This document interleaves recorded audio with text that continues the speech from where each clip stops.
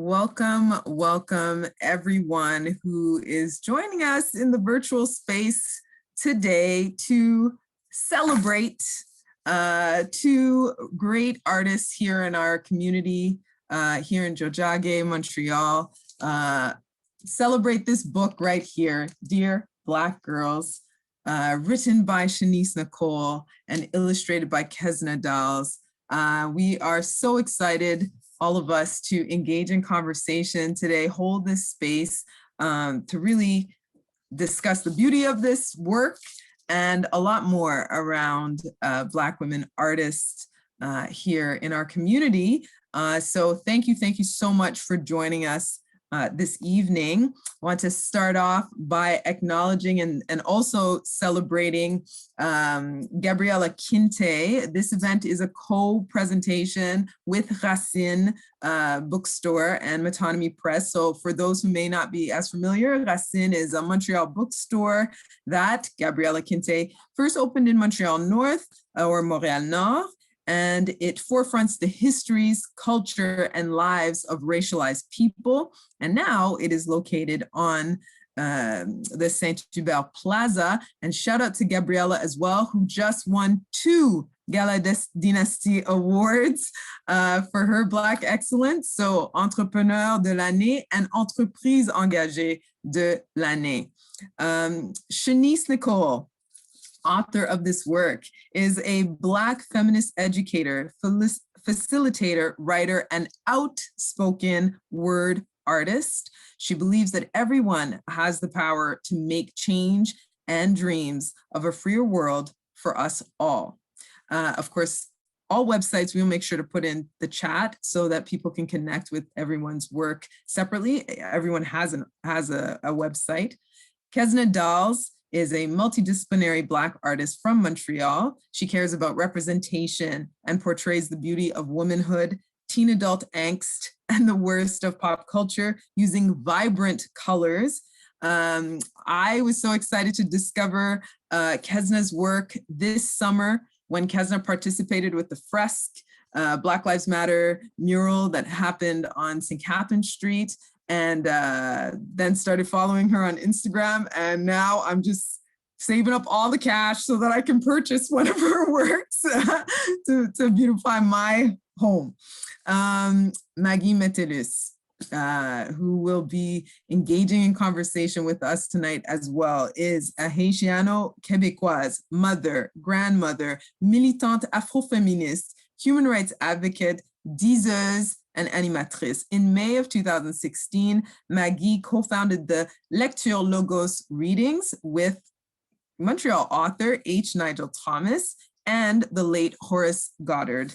Over the past 20 years, she has become a staple in the community, of course, and she now revels in her new status as a beloved elder. I'm Nantali Indongo. I am a friend to this space. I am an artist myself, a member of Nomadic Massive. I'm an MC and vocalist in that group, and a mom as well, who was so excited to learn when this book was going to be published so that I could get it for my son, and he loves it. And I'm just really grateful to be here in this space tonight. I just want to say one last thing about this book before we begin. Dear Black Girls is a letter to all Black girls. Every single day, poet and educator Shanice Nicole is reminded of how special Black girls are and of how lucky she is to be one. Illustrations by Kezna Dalz support the book's message that no 2 Black girls are the same, but they are all special, that to be a Black girl is a true gift. In this celebratory poem, Kezna and Shanice remind young readers that despite differences, they all deserve to be loved just the way they are.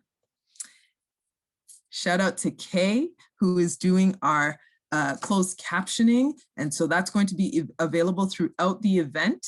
And depending on your device that you're using, it should be on your menu, how to turn it on and off. And shout out to Metonymy Press, who published this work and who are co-presenting tonight with us.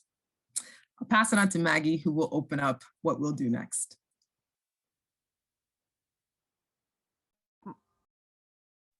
That would be a good idea. Blessings, blessings to all of you. I am beyond thrilled and excited to be here this evening. I first discovered Shanice through the Changemakers Project. You all remember that? A pictorial project by Shana Strauss and Kevin Calixt. So, Nantali, Shanice, and I were alongside Patricia Jean, Malicious, and Annick Mogil Flavien. And this is the first time since then that we are sharing the same space. So thank you to the blessed souls who thought about getting us all together this evening. It is absolutely amazing. And I cannot stop gushing about this book. I love it. I love it. I love it. This book was written for me, not for any of y'all. It was written for me. Thank you, Shanice. Thank you, Kezna. Wonderful job. And I can't wait to start the conversation with you all. Shall we start by reading? Do we read? Do we give them a taste of what it is? Oh, let's do that. Yeah, I think we're going to offer a full serving. Yeah, the entirety. This won't be just excerpts. This will be the entire experience. So right. If you have a copy, read along, of course. And if you don't, listen so that you can then purchase your copy. And thanks, Shanice and Kezna, for including us in this collective reading. Yes. Oh, yes. We're so excited. We're trying this for the first time. So let's see how this goes. Okay. So, Dear Black Girls, written by Shanice Nicole and illustrated by Kezna Dalz. Dear Black girls, yes, you, the ones who are starting something new and wondering how you'll do. Yes, you, the ones who have big feelings in your minds and bodies. Yes, you, the ones who are looking in the mirror and wondering if you like what you see. Yes, you, the ones who are chasing one of your many magical dreams. Yes, you, Black girls. Yes, you. Dear Black girls all around the world, this one is for you, for us. Dear Black girls, I love the way your Black skin wraps itself around you as if it never wants to let go, as if your color is the richest thing it has ever known. Dear Black girls, I love the way the kinks in your curls twirl, bouncing and free, afros worn like crowns, with hair defying gravity. Protected in locks and braids and under wigs and weaves, because whatever you choose is up to you, queens. Up to you. And know that this goes for the rest of your body. And anyone who tells you different doesn't have to live, breathe, exist, be in it. So please let it be known that your body is your own and only yours, dear Black girls. Dear Black girls, I love the way your forehead takes up space on your face. Strong, big, and wide. Like the oceans many of our ancestors survived. Hard, protecting the wonder that is your mind. Dear Black girls, I love the way your lips and mouths are full, as if they are already packed with the stories you will share and the lessons you will learn, full as if they are already ready for the battles you'll face as you travel through time and space. Ready to fight and laugh and kiss and love and scream and everything else in between you will have to do because you are a Black girl in this world. Dear Black girls, I love the way your body curves, like your mama's and hers, ancestry running through their veins, reminding you each and every day of who and where you come from. The where isn't always clear because the where isn't always known. Her histories aren't always shown. So many stories have been sewn, pieced together and fabricated, and then used as a means of educating little Black girls so that you grow up in this world thinking you are not loved, thinking you are not everything. But dear Black girls, all around the world, despite all you may feel, think, hear, or see, know that you're honored, protected, and loved by Black girls like me.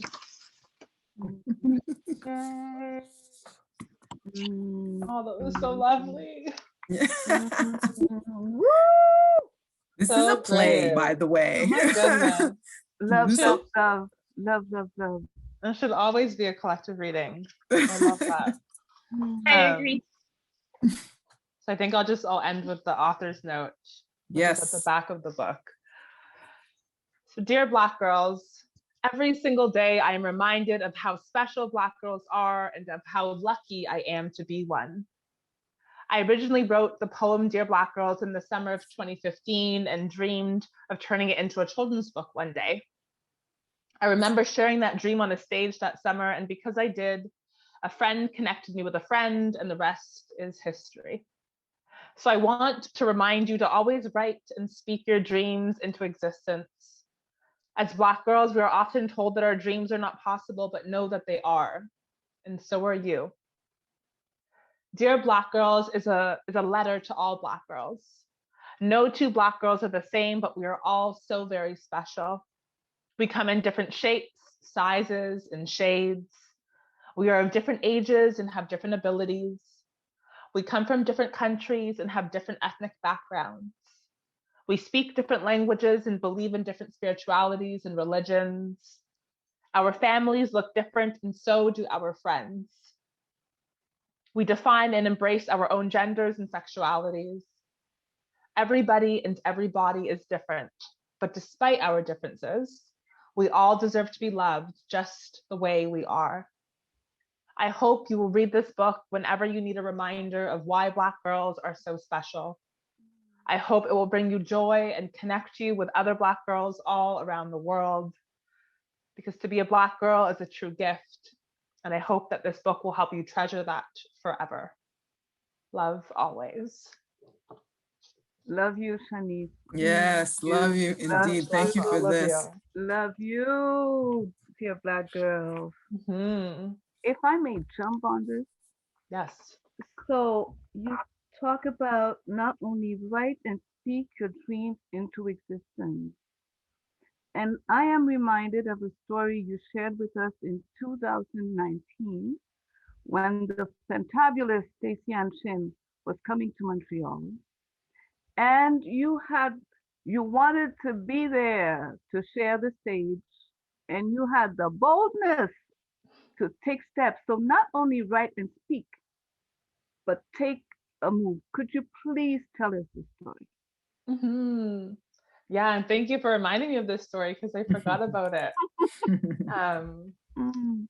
So yeah, the incredible Stacey Ann Chin and also Zuri Chin finally made their way to Montreal. I didn't know that, but there had been for years and years. She had been trying to make it here, but it never quite worked out. And so it finally ended up happening. And I remember the Facebook event being created months in advance.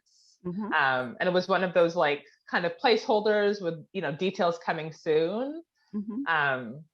And I think maybe there was a line about, including additional performers. And I was just like, oh my God, I really want to be one of those performers.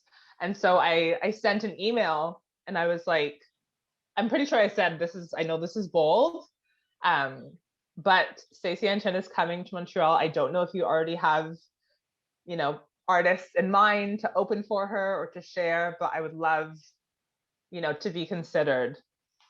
And then that's when Kai had responded and was like, oh yeah, we were going to reach out to you. And it was such a moment, of like affirmation, and then just also the reminder, because I think so often in those moments, especially as Black girls, as Black women, we, we're taught to not take those opportunities, or to not ask, or to not demand. And so, that's the boldness for me, I think, in not necessarily feeling entitled to the opportunity, but feeling like I had a right to at least ask and to see what would happen. And, as I say, the worst that can happen is that they say no. And then it's no problem. Like, I'll be there in the audience anyways and enjoy the show. And so it was a win-win. But thank you for that reminder, because I think it's such a necessary one. And I think that's, part of the message of this book, which is that, not just permission, but that call, for Black girls and Black women to dream. I really want that for all of us. Absolutely. Thank you, and congratulations again. Thank you. On the book and on that performance. And there could not have been a better fit to open for Stacey and Chin than Nicole. And that's why I responded. Yeah, we were going to reach out to you. Exactly. And so when I read that sentence, it's the first thing that came to my mind. I was blessed to be in the audience that evening. And what that story just stuck with me. And when I read it, it's like, oh yeah, it's absolutely so powerful. And it is. You said the word, this is the word I was thinking of, boldness. And I think about, what's the name song? You Gotta Be Bold and all that. Indongo? No, before. Oh, Desiree. Desiree, yeah. You gotta be today. Yeah. Desiree. Okay, so that, you gotta be bold. So you gotta be bad. You gotta be righteous. You gotta get together, right? So Shanice, thanks for sharing that. And Kezna, can I turn to you? I'm pretty sure you have a couple of stories about both. For sure, about bold steps making dreams come true. Could you share one with us, please? The most recent one actually happened yesterday, because I was thinking, right, about what could I be like considering as bold, and I decided to fulfill my dream of being a full-time illustrator. So I quit my job yesterday, and I'm very happy about it, and I can't wait for this new chapter. I think it's the boldest thing I have done so far. How did you come to that decision? I just think with the year and a half we've been having, and just pursuing my dreams, and my birthday is next month, and I was like, I'm turning 25, and I was like, I want to treat myself to what would make me happiest. And so I decided to do it, take the risk, and just follow my dreams, my passion. And it's what I love to do. So I decided I will do it full time because I deserve it. And I'm super happy. Two words jump out at me in that one, Maguy, and what you just said, Kezna, about taking the risk and that you deserve it. And it speaks to what Shanice was saying about, often Black girls being taught that they shouldn't go for it. And we could, especially in terms of the arts, we can think of so many families who kind of, whether they mean to or not, but talk us out of pursuing, life as artists, as professional artists. And you saying that you deserve it speaks to just like a great confidence about your own abilities and your talents. And why should you be splitting your time? Why should you not be dedicated to building your artistry and your skill? Bravo. Wow, I wasn't expecting that. I was like, oh, she's gonna talk about this other thing. Good for you. Good for you. And how blessed are we to have this event right today, so that you can that moment with us in that very moment. We're witnessing it live, people. Yes. So happy. Wonderful. So how does it feel though, Shanice and Kezna? How does it feel to have this out, to have this book? I remember, I feel like it was was it over a year ago or a year and a half ago when I think it was official that the book was going to be published. Am I right? Was it over a year ago or about a year ago? I think over a year in terms of Over a year. Yeah. And then it was 2 years. 2 years. 2 years ago. And then it was like, okay, so watch out for it. And I remember thinking like, oh, the book is out when I first saw the announcement. I was like, oh, let's talk about this. So it is now out. So how does it feel 2 years later? And shout out to, it's Shanice posted the link to You Gotta Be by Desiree. So make sure people see that in the chat and get inspired tonight. Maybe we can play it at the end. Kezna, do you want to go first? Yes, sure. It feels very good. Firstly, it's still surreal. I feel like it's been 2 years, right? That we've been like working on it, meeting, and like just creating this book that's finally out, and it still feels like it's wild. It's wild. I'm super excited about it, and I'm super happy to have worked with Shanice and Metonymy, and I feel like we've been getting so much great support. So it just feels good. It feels very good. Mm-hmm. Yeah, seconding all of that. It's one of the things where, we've been saying there's been such a build up.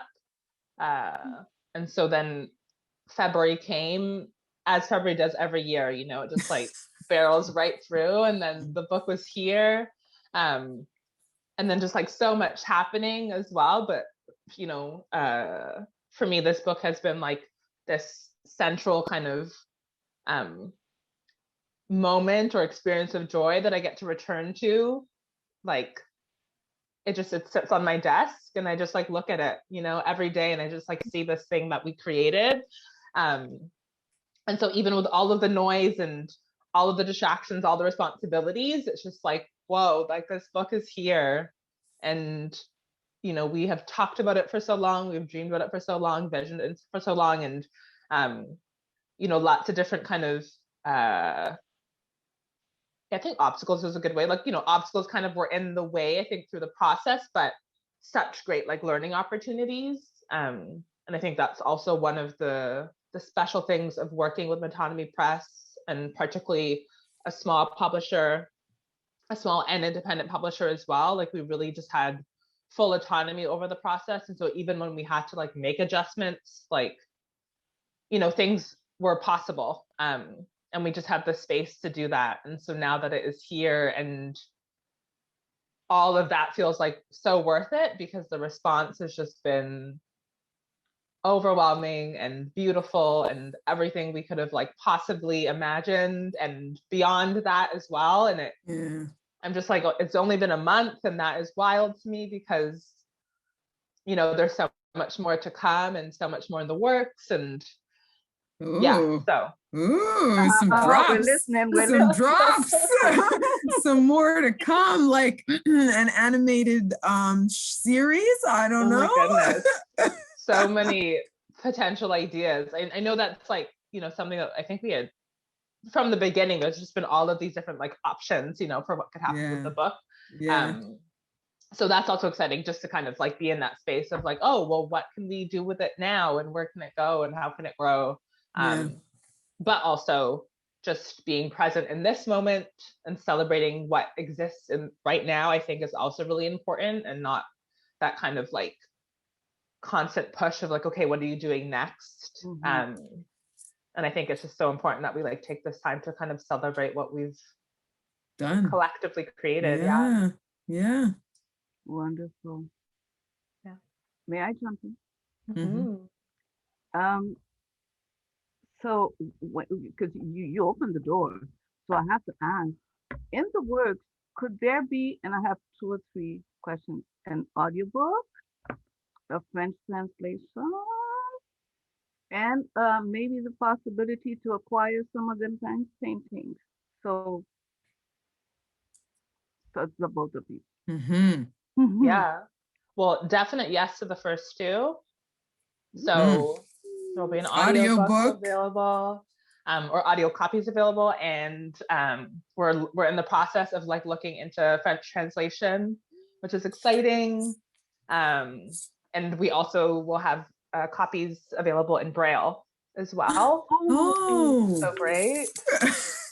Yeah, so that's awesome. Maggie, we're such aunties right now. We're like, oh, look at the children. Oh, that's what we're here for. 'Cause Yeah. Yeah. And Kezna, what about possibility? I was thinking the same possibility of maybe some poster, not even poster art, like however we could just get the images as separate items. I feel like we didn't fully like decide on what to do with like the original paintings yet. But I feel like posters could be an amazing idea actually. So I would definitely love to look into that with Shanice and Nantali, but I'm 100% open. I want everyone to see these images as much as possible. Because the images, as they should, support the words, of course, but it's not all literal imagery in that, you know, we see images that on their own, they tell us even more. They add something else to the poem.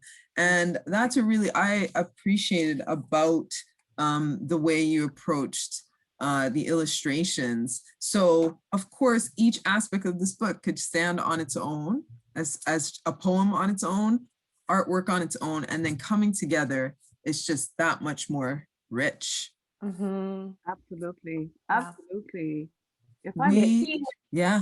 If Something special that actually brought back to me yesterday. It's I have it next to me. It's the cover. I haven't seen it in so long, so it's like as the original painting. Yeah. Oh wow! I show you.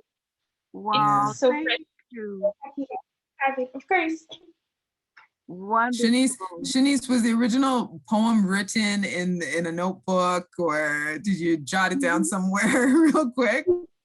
Yeah, so it's funny because this was one of my first poems that I wrote. So I was writing in a notebook before I switched to Google Docs, and now everything is on my phone. But I still have like the original notebook that I used to write in, and so handwritten, manuscrit, a véritable manuscrit. So you have to hold on to this, like so dearly. Oh, absolutely. Wonderful. Absolutely. So if we could visit a little more. One of the things that really, all of the paintings, because we have to insist on the fact that they are original paintings.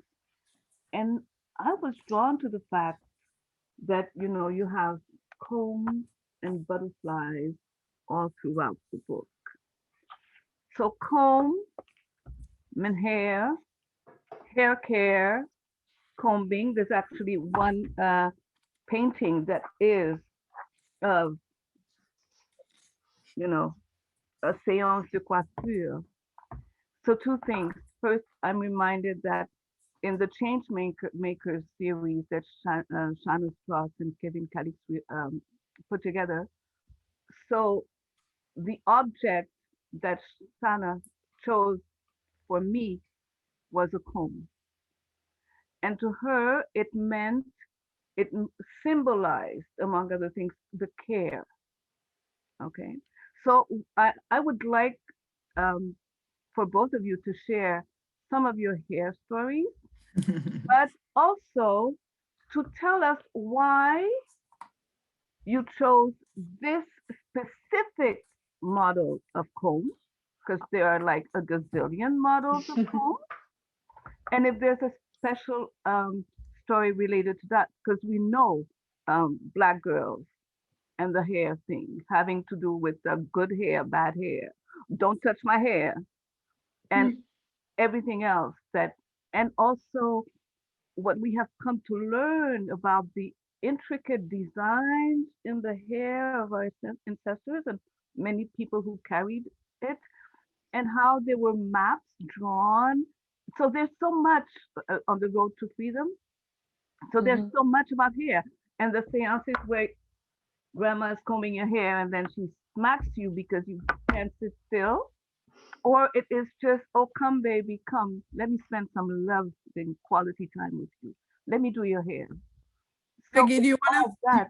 Sorry? to revisit the text? Do you want to revisit the passage in particular that? Oh, sure. I can do that.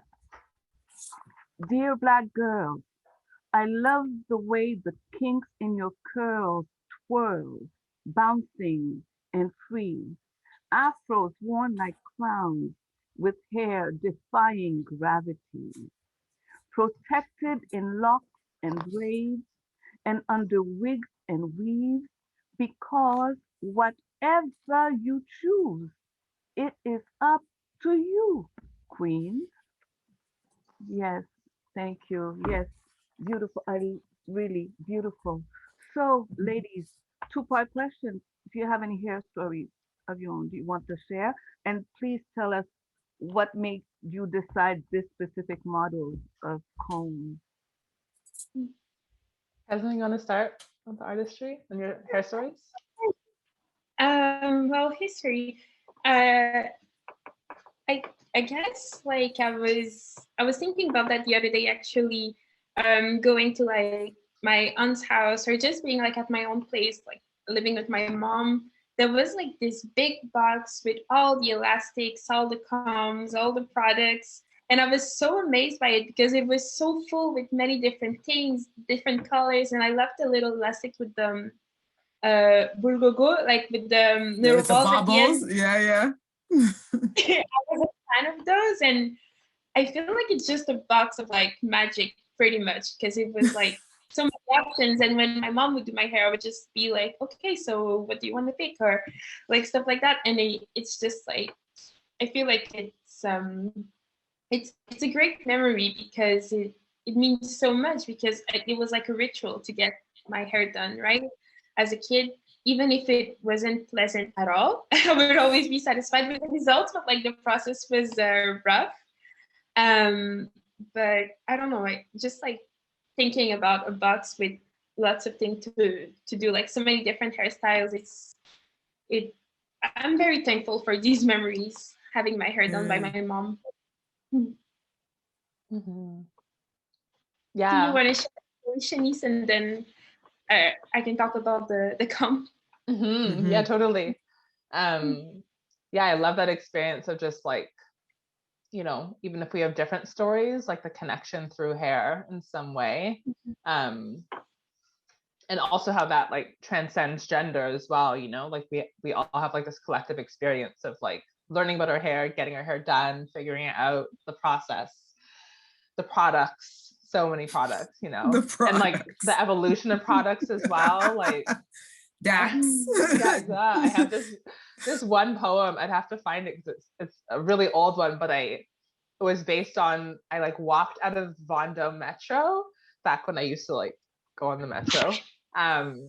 And I remember getting the biggest waft of blue magic, like the hair grease, and it literally transported me back in time. And I was just like, oh my God, who has blue magic in their hair right now, and why is it down my throat? So I love the way that, you know, scent, of course, or just other sensations can evoke memory. But yeah, I was really lucky to have a mom, or at least a person in my home who could do hair. So I just like think about that, you know, experience of that not necessarily being like accessible to you. So I was really lucky to have like my mom who could do my hair, but then also my cousin Lori, who did my hair often, as well as her mom, my Auntie Jenny. And it's funny, on Facebook yesterday, because it was her birthday a few days ago, and so a Facebook memory popped up for International Women's Day, and I did a little shout out to my Auntie Jenny, because she used to do myself and my two cousins. She would single braid all three of our heads in one day. And so for those of you who don't know, that's like probably about 15 hours of braiding. Oh my gosh. A single day. And she would just stand up and do the three heads like back to back to back. Back to back. And it's like so many movies. and your like butt is sore, and then your knees are sore because you're changing position. But just like so many memories, you know, through hair. And I think it's just so special. And then like the whole process of discovering your own hair as well, like when you no longer necessarily have someone doing your own hair, and then, you know, I have to get my hands on my own hair and figure it out. Especially when I moved to Montreal, and then I didn't have like my family nearby, you know, so that was like a whole other process of having to figure out, you know, how to do my hair on my own. So yeah, so many good hair stories. Wonderful, thank you. Yeah. Kezna, do you want to talk about the comb. comb itself? The comb, yeah. For sure, but there is no like particular like story or process behind it. It just came naturally because it's the kind of comb I would see most often, like at my place or at my family's place, and that I think I have like 3 or 4 of them at my place. So I felt like it's just natural for me to like use that one, to paint that one. Okay. Okay. Nantali, do you have a hair story you want to share with us? Or two? Do I have a hair story? I have many hair stories. One that jumps out at me right at this moment is just so Shanice was even pointing to the fact that, you know, you may not always have someone in your home who can do your hair. My mother was halfway that person. So she could do my hair, but she wasn't that creative, or she didn't have all the styles. It was just pretty basic, like 2 cornrows, that's about it. And it got fancy if the part was a little bit more to one side than centered. But I had cousins like you, Shanice. And what was so special for me about having my hair done by one of my cousins in particular, there were 2 sisters, Anna and Kilon, but Anna was really the braider, is that I'm an only child. So I had moments of sisterhood through getting my hair done. And like Kezna was saying, the ritual of getting my hair done, because it worked out that Sunday, you wash your hair, and then you sit down for whatever number of hours to get whatever style that person was going to do. And in my case, it was rarely a request. It was rarely sort of, what would you like to have done in your hair? It was an opportunity for Anna to display her skill and her artistry. I have a lot of hair, but I have very fine hair. And she just always found these like very cool ways. So remember the pineapple? So like the braids, all the braids go up into the top, and you get this little thing. She'd do like a half situation where some would be single braids going down. I grew up in the 80s, so beads were the lick. So she would find ways to put beads in my hair. Then you had the fish tail, or I don't even know what we call this now, so you're kind of moving to the sides into the French braid. And at that time, hip hop was also kind of exploding as a culture, and relaxing your hair was definitely a thing in hip hop culture, so you can get these asymmetric hairstyles and whatnot. I didn't have a relaxer, but at some point she would style my hair with a bang, right? And so I remember this one moment where she was styling my hair, and then someone in the room said, "Oh, you should give her a bang." And she took the comb and she hit me on my forehead. And I thought, what was that about? And then she was corrected. And, you know, the idea was to, I don't even know how she did it, like comb through my hair and put a curler, put a pink sponge curler to create the bang outside of the braided look. But for me, what was just so special was just that weekly experience. Those styles would last a whole week, and of me having sisterhood, you know, that I otherwise wouldn't necessarily have that opportunity. And it all happened around hair. So that's my memory. Wonderful. One of my memories. Yeah. What about you? Wonderful. What about you, Maggie? Oh, so many. And you know, so there was grandmother and the aunties, and then my sister.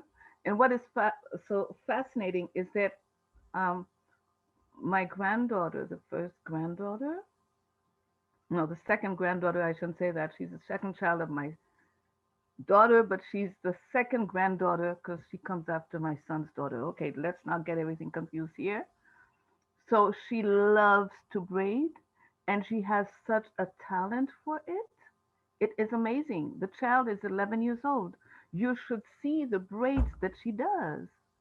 And she takes that after one cousin of hers who is another whiz. So, and I had a ritual with, so Ariane's second daughter.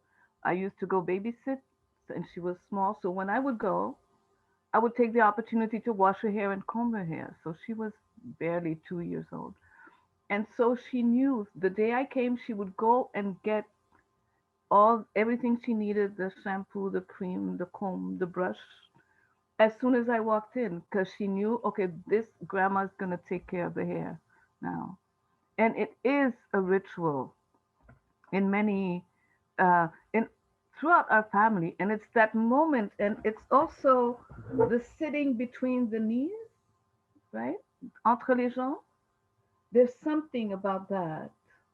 Because when the person combing is seated and then the other one is sitting between her legs, there is something about that that goes generation through generation.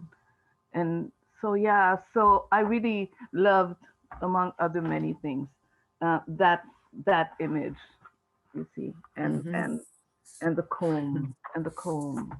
So we talk about hair and we segue into body. Yes. So Yes. you have So we something segue into for us, Nantali. yes. Passage that spoke to me. And I just want to quickly mention that we mentioned about the different possibilities with the book, and Shanice spoke to a Braille version is going to be available. And just a heads up to folks that Braille version is available to libraries through what's called the NNELS page. So if you work in a library, check it out to find the Braille version. So I'll just read these 3 lines that are kind of the end of a part of the passage about the body. So right here, this is a lovely illustration. And the lines are, so please let it be known that your body is your own and only yours, dear Black girls.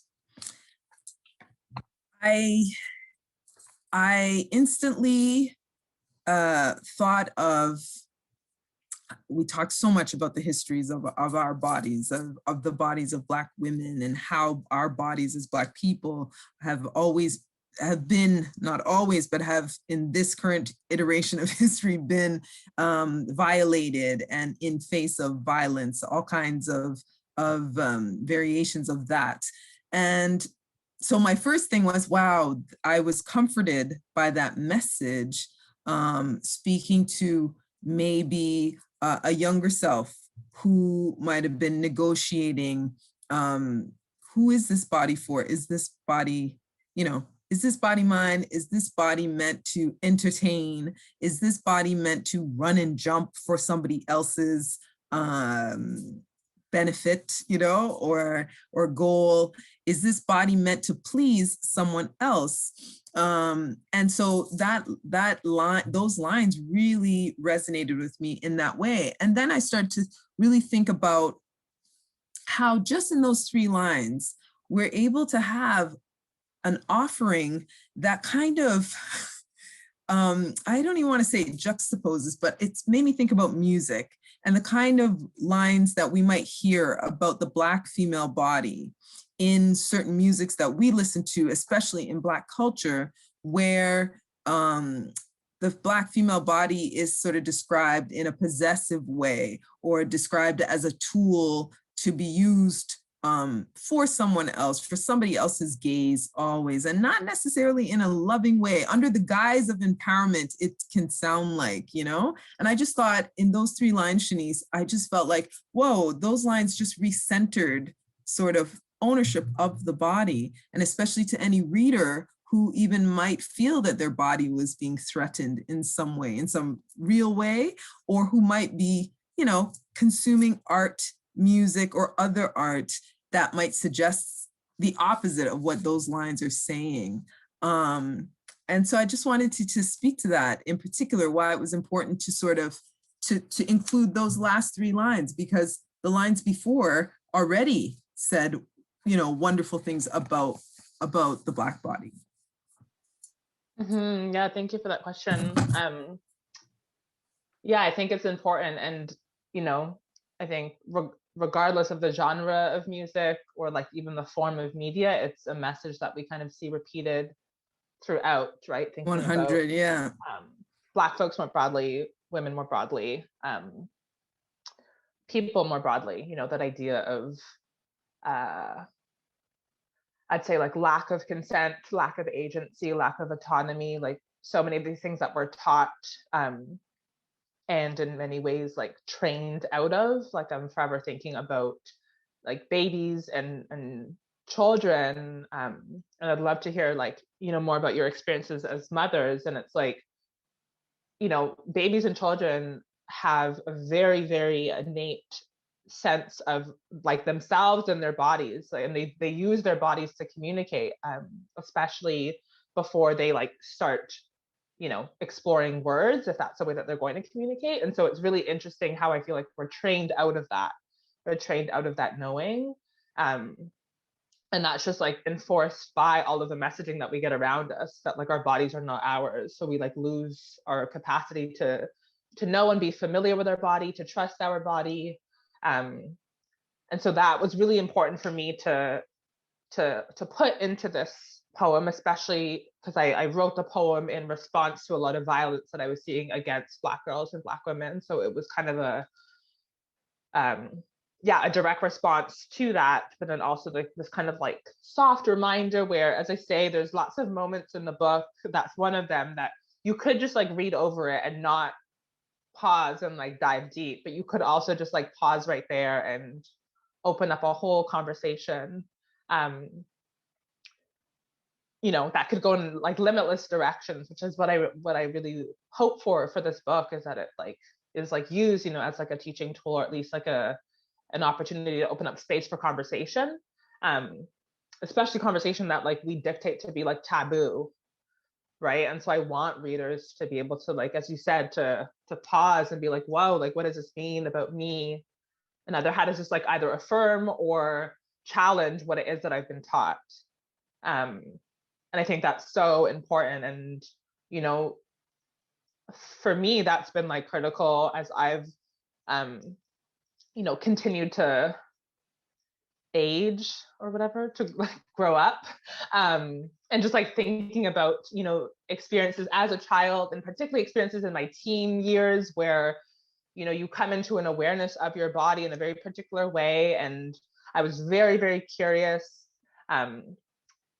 You know, my mom, who's in the audience, like she knows I wanted to be like a sex therapist at 16. Like I was very, very clear on that. And so I was very, very curious about the body, about changes that were happening to my body, about sensations and feelings that I was experiencing. And I wanted to like talk about these things, you know, but there wasn't a lot of space to do so. And so I was really curious about some of the silence and the shame, kind of surrounding those conversations. And so for me, it was really important to open up the space in this book, because young people in particular are so curious, and are so just like smart and brilliant and have questions. And I think as adults, we often don't have answers. And I think that's like totally okay.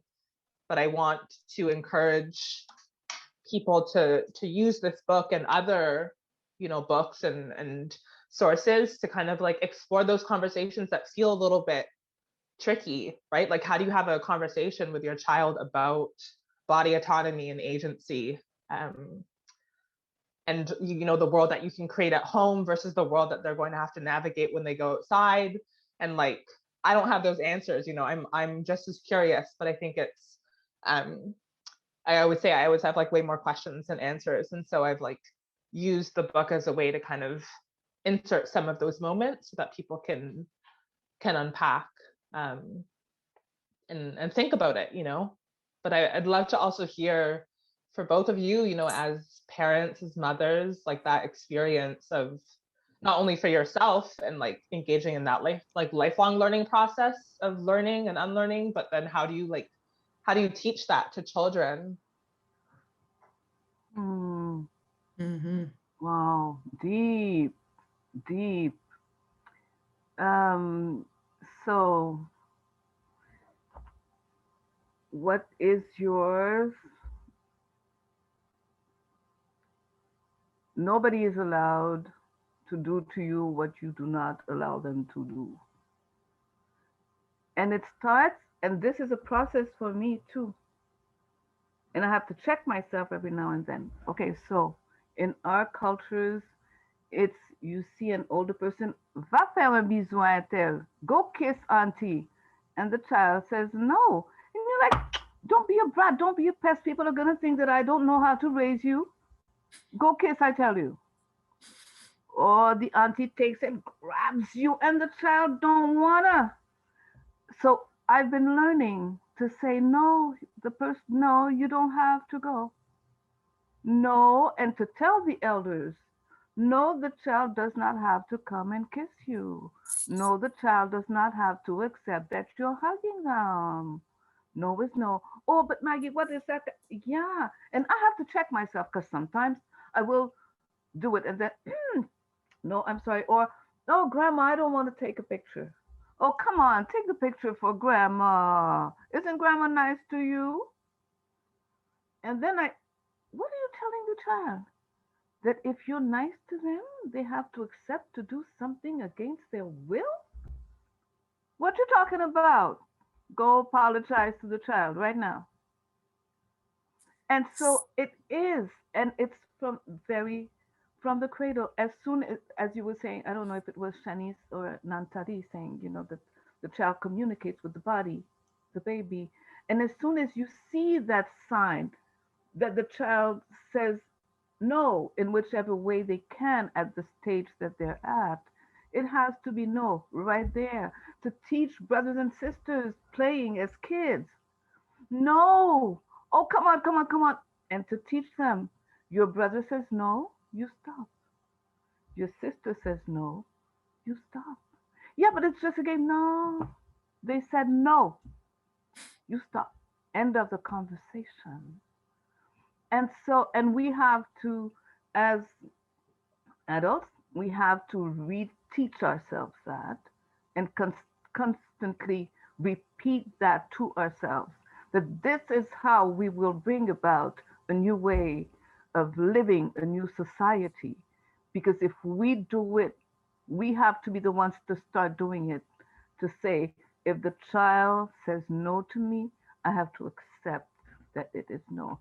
Then I can tell them, if somebody says no to you, it's no. In the same way, you can expect that when you say no to someone, the person will respect you. And say no. So thank you for those words, and thank you, Nantali, for touching on this.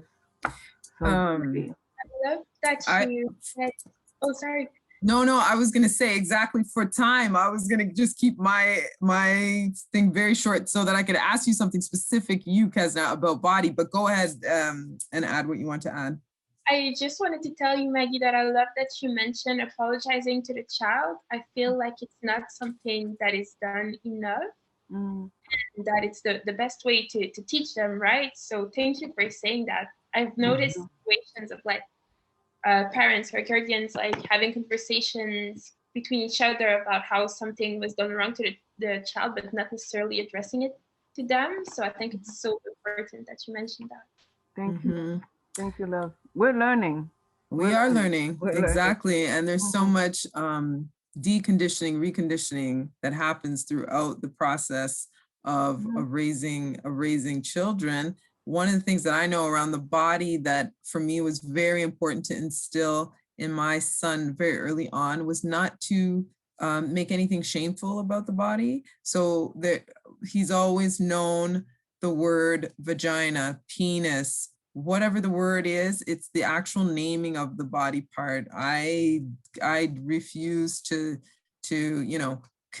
use coded languages to sort of, I don't know, because it's, to me, I understood that as a way to kind of create some kind of shame around the body, or some sort of secrecy about the body that we can't speak openly. And if we start off very early on, as usually the conversations do, when we start off early on and we're not naming things as they are, as we evolve and get older, when we get to the teenage years, when we get to all these other situations where we do need to name something, and we do need to actually name not just the body, but we need to name how we're feeling about the body. We can't, because we've already learned and we've just practiced for many years not naming things.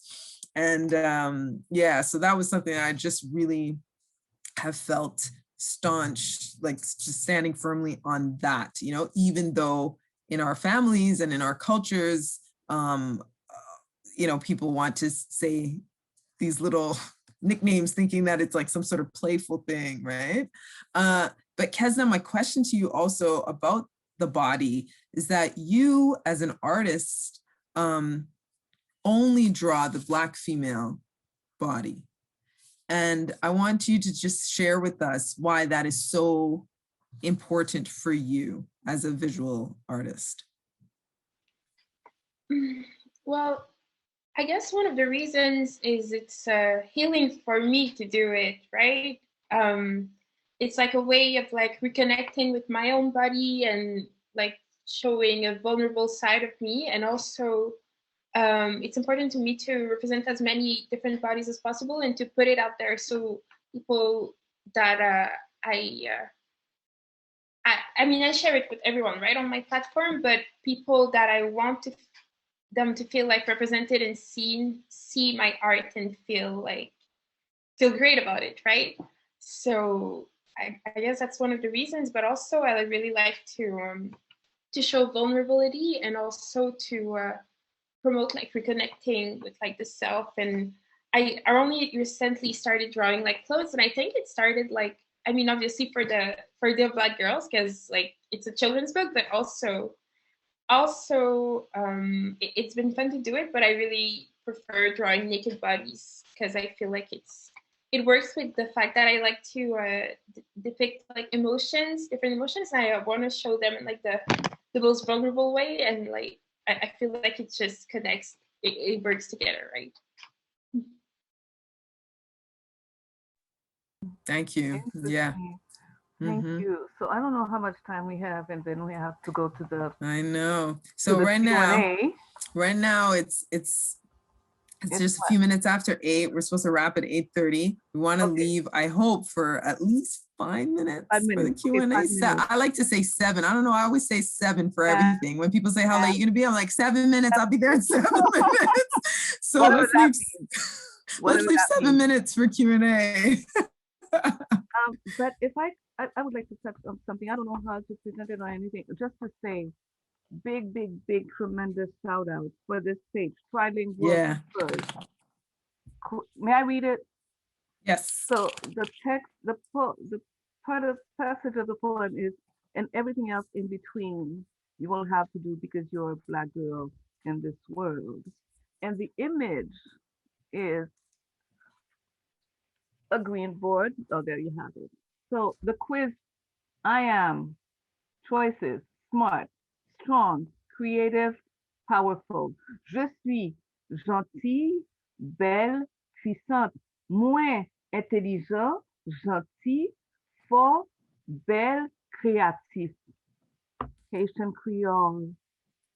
Big up, hallelujah, bless your soul. How did that come about? Hello. Yeah, that was definitely something that I wanted to include. As I've said, my partner is Haitian, so I've just been so blessed to be immersed in and to learn so much about Haitian culture and the food. My God. Haitian rice. I am willing to die on this hill. Don't open that door. Is, in my opinion, the best rice. It is. It is. It's a fact, not an opinion. No, it's a fact. It's a fact. So that was like really important for me, and also just like thinking about, you know, the history and legacy of Haiti, which we also don't know about or not taught about. And so that was like a really small way to include Haitian culture in the book. And then of course Kezna is Haitian, and so that was also important, of course. And so, you know, she can talk more about that, but that was just like a really exciting part of the process as well. And really interesting, you know, I think it speaks to kind of the complexity of language. So we reached out to a lot of different people for translation support. And it was also just interesting that like for some of the words, like there wasn't a clear cut answer as to this is the correct spelling, which I was like, you know, thinking as someone who's like more monolingual, just like, okay, there's going to be a clear cut answer for how you spell this. But people had different perspectives, which I thought was also interesting in terms of, you know, the way language and dialect can shift. Although there were some that were like, for sure, this is how you spell it. But yeah, so shout out to all of the people who helped with that, you know, translation support. So lots of hands went into, you know, this book being possible. But Kezna, yeah, I don't know if you want to add anything. Yeah, I just want to say that it's definitely been great to be able to include some Asian Creole in the book, and it's also, it feels good, right? Because I don't get to, I speak it, but I don't write it. So like the fact that we had to do research for the spelling, I thought it was interesting because I didn't know there would be like so many different replies to how the spelling goes. And also I'm just happy that it's out there and that it's been printed and that we did it. Like I feel like it's super important, especially since we're both based in Montreal, and Creole, I feel like sometimes it's like some sort of a third language here. That's it. Hello, yeah. That's it. I was like, this makes this like a uniquely Montreal thing. Absolutely. And if I may, okay, so I don't want to diss anybody that you all have been talking to about the way to write. There are not a variety of ways to spell the things. There is a formal way to write the words in Creole. It has been coded for over 30 years, almost 40 years, and there is a specific way. There are specific letters in the alphabet. There are specific sounds, and there is one, not a gazillion, ways to write it, and you got it down pat in the book. So that last person was correct. Whoever that final That's thing is great. correct. Good. Good. So thank you again. That's another one of the many reasons. Every page has a reason why you will love the book. Every single page. Thank you. Maggie, I think we do have a little bit of time to go to this other passage that you wanted to touch on. Yeah, but you know, the forehead is swollen. I can see it clearly. And I don't have much else to say except that, you know, that passage was speaking to me because I've always been with a forehead. But what I would really, really like us to talk about right now and take at least a good 5 minutes, especially since we have this transition, Creole being part of Montreal, and this is a reflection of Montreal. And Nantali, you were suggesting that we touch on being an artist, a Black woman, artist in Montreal with all the diversities and everything. I think we could just go into that. Yeah, I really thought that this is a very, we said celebration of the book, but also I feel like right now there is a celebration of Black artistry, and I felt especially grateful to be included in the conversation as a Black artist. And I just wanted us to flesh out sort of what are we excited about right now with regards to Black female artists in our communities here in Montreal. In particular, what is speaking to you? Who is speaking to you? What are you observing? I just thought it would be great to hear us just kind of share a little bit on that, because it feels like a special time. It clearly isn't a unique time because artists have been here in this city, in this space for generations, that's for sure. But there is something I feel very special about this particular moment as it pertains to Black arts in Canada and especially in Montreal, and Black female artistry in particular. So whoever wants to jump in. I'm very excited about seeing more and more Black artists, Black women artists, recognized, like work being recognized, especially like here, I mean, we're in Montreal, and like just I feel like it's been like every day I see a friend or someone I know from afar, like having their work recognized. And by recognized, I don't mean like I don't think that having your work talked about by like media or like famous people means that it's recognized, because it doesn't add value to it. But just having seeing people having a platform and getting the praise that they deserve, I think it's amazing. And I feel like there has been like so many amazing projects led by Black artists in Montreal in the past year, and I'm just so amazed, and I'll never get tired of seeing it. Like I feel like it's a good time for us, so I'm super happy about that. Yeah. Mm-hmm. Definitely the abundance. Mm-hmm. Mm-hmm. Yeah, seconding that as well. And I think the other thing that's interesting is I think witnessing people like create and take their own opportunities to produce and showcase and dive into their art kind of outside of formal institutions as well, which I think is also really exciting, because so often there's like this reliance on the institution to like, you know, be the path. But the tricky thing there is that like the institution creates this narrative that there's like only room for a few people. And so it's really, I think, exciting to also see people like be creative and to think about like what can we build and create outside of these institutions that are only letting a few of us in at a time. And then even once we're in, it's like, you know, we don't even have like the full autonomy that we want. So I think that's also really exciting. And it's yeah. And then at the same time, it's great to see the formal institutions start to like invest more resources. You know, the reasons why are a whole other conversation.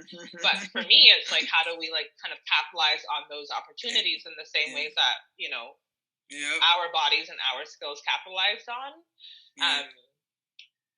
So yeah, I think that just kind of like taking what's there, what's made available, and then flipping it and creating like power and magic is just so beautiful to witness. And yeah, it's exciting. It's exciting. And I just like want more. And I think it's, you know, we'll see kind of what happens now that Black History Month is over. We tend to see the dip once we get into March. But it's been cool that there's been like, you know, we're 10 days in, and I still feel like the conversation is happening. So we'll see kind of how long it lasts. But, you know, it's always been us who have continued the conversations outside of February and beyond February. So we know that.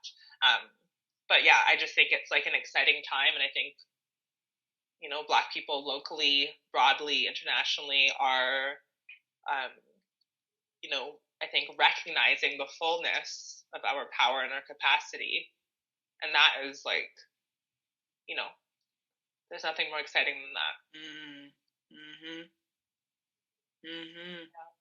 I am so excited about also the vastness of not just the number of people who are creating and offering, and as Shanice was saying, building and doing it yourself, creating what you want, what you see you need to do, and making that space happen. But it's also the variety of work.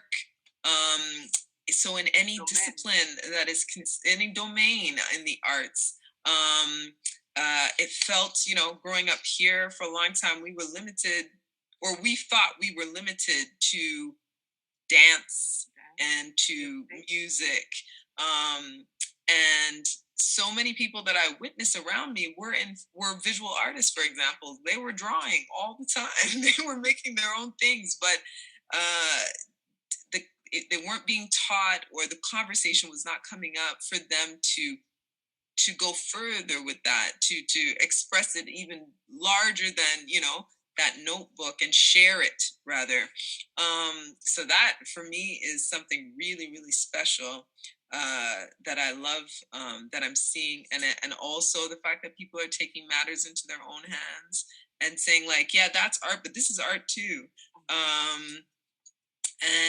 And just the fact, just what this means for the telling of our stories in this space where we are at this moment, because I think we would all agree that with art are we able to tell those stories, and the variety of those stories and the complexity of those stories, or whatever, all the angles of our identities as human beings. And it is recorded. That's the beauty of it, is that it is something that is recorded and can be witnessed, can say, like, we can point to this now. This exists. I remember, it's the last thing I just want to add. I remember speaking to, an arts sort of organizer, advocate, record label owner, like just a cultural worker in music in particular in Montreal. And he was speaking to us, to Nomadic, talking to us about why it was important for us to stay independent for as long as possible as a band. Because we don't have a manager. We've never had a manager. And at some point it became taxing, because we all had to kind of chip in and figure out all these little things that when we just wanted to rap, we just wanted to make music, right? And I remember him saying, you are contributing to the legacy of music, to the history of music in the world. You have put out a song, even if it's just one song, you are contributing, like you are documenting that. Now you've put out records, now we've put out more than one record, and we've put out videos, et cetera, et cetera.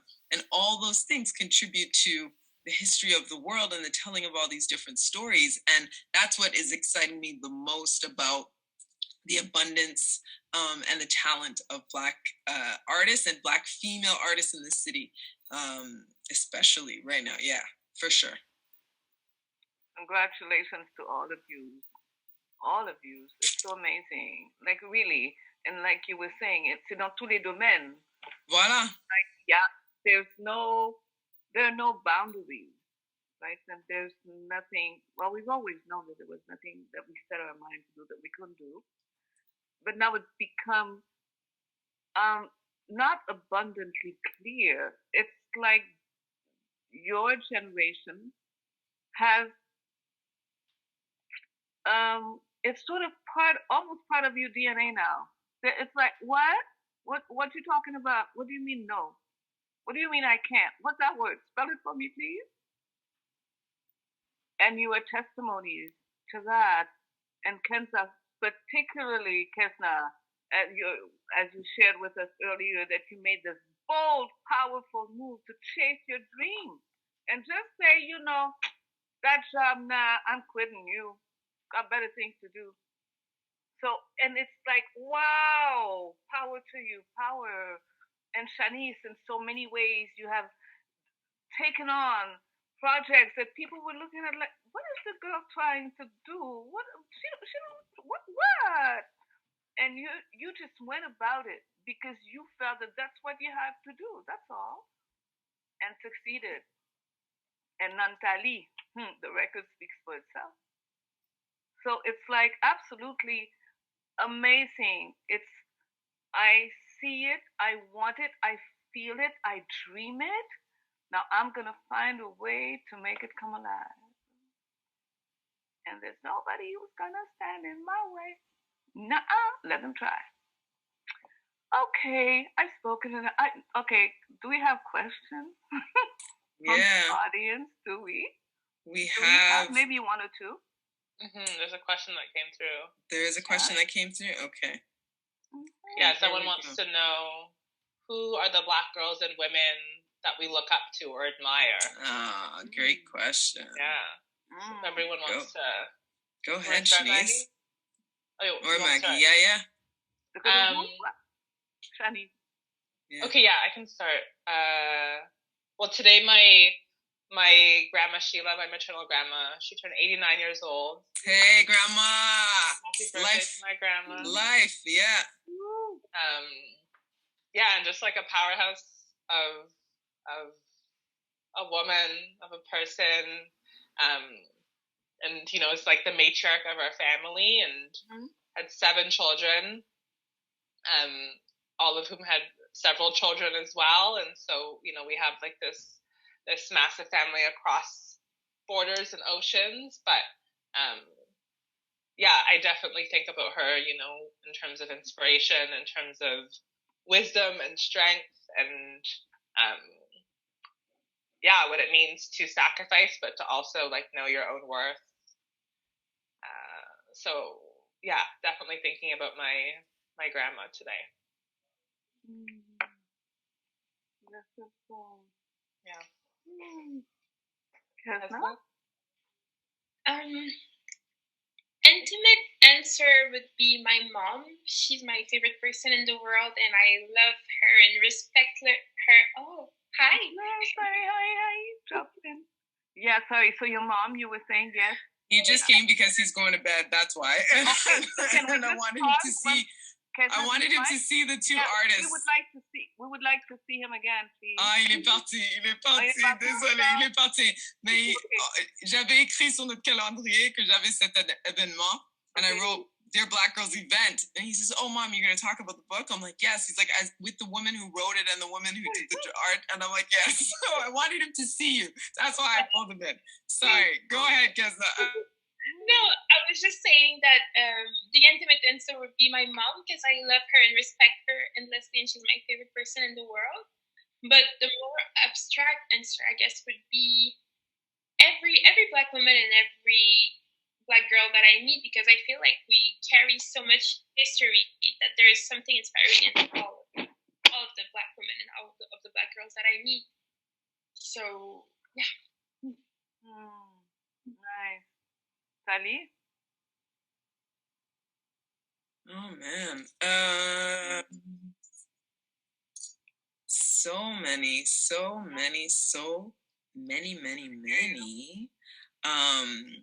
But I think because we were speaking about mothering and being mothers at some point in this conversation, I'm gonna point to that for me are in particular 3 of my homegirls who are mothers, and they were mothers before I became a mother. I became a mother in my late 30s, and my 3 homegirls became mothers in their mid to late 20s. So I was witnessing their mothering for a while.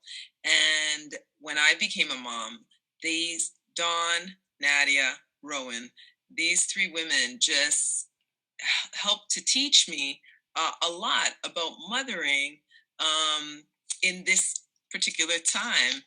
And of course, I have aunts and I have my own mom, but my mother isn't able to assist me as much due to her health. So it's been very, very important and special for me to learn from those sisters the truths about mothering, the challenge. I remember when Nadia, shout out to Nadia Bunyan, said to me, being pregnant is not glamorous. So get that idea out of your head. It will be uncomfortable. You will have this and that and the third, and you just get through it, you know? And just conversations with them on a daily basis about that. So I'm gonna hail up those three ladies in my life who are mothers and who are close to me. So that's Dawn Yearwood, Rowan Higgins, and Nadia Bunyan. Yeah. There you go. We're gonna stay with that 3. So definitely my mom, powerhouse in her own right. My aunts on very different levels also. My sisters, cousins, all of them, and I won't start naming, but there is one woman that I am definitely named is my daughter Aya, who is like, I don't understand how this child does what she does. 5 kids, 13 and a half, 11 and a half, 8, 7 and a half, and 2 months. And through that all, she goes about helping others, goes about being on Zoom calls, goes about being a blessing and beyond. And I'm not saying because you have 5 kids, you're a hero. That's not what I'm saying at all. You could be a hero with no kids. Okay, so but it is a challenge to have it. And of course, she's not alone. So her husband is there and being present. But this woman, because we're talking about Black girls and Black women, she is bold, she is fierce. D'ailleurs, la chanson You Gotta Be was one of her favorite songs. We used to listen to that song, I don't know how many times a day. So whenever I hear and I can see her with, we're going down to Desiree, You Gotta Be. So she be. So that's big, big, big shout out to my daughter. And of course, profound respect so many, but I won't start naming names because then they're going to say, how come you didn't name my name? But nobody's going to tell me, how come you named your daughter? I want to hear that. So that's it. We've got 3 minutes. Yeah. We've got 3 minutes. 3 minutes. In those 3 minutes, I don't know what else you want to do, but I would like to hear Shanice read the last paragraph of the letter to the Dear Black Girls. Mm-hmm. So a nice reminder. A nice reminder. Totally, yeah. And if there are any other questions, feel free to just pop that in the Q&A. So, Dear Black Girls, I hope that you will read this book whenever you need a reminder of why Black girls are so special. I hope it will bring you joy and connect you with other Black girls all around the world. To be a Black girl is a true gift, and I hope that this book will help you treasure that forever. Love you. Love always. Facts. Love always. Facts. Let's put it that way. Facts. So grab your copy, you all. Dear Black Girls. Dear Black Girls. Librairie Racines. Shout out Gabrielle Lockett. Yes. Shout out Racines. Shout out Metonymy Press. Shout out to Metonymy Press. Big shout out. Supporting these artists. Yes. And we look forward for all of the variations of what this book will become when it becomes what it will become and grow. And again, thank you so much, Kezna and Shanice, for asking us to sit with you and hold this space and share our experiences as well as getting all the insight and input from the two of you. Very, very talented people, and we're grateful to have you among us. I'm looking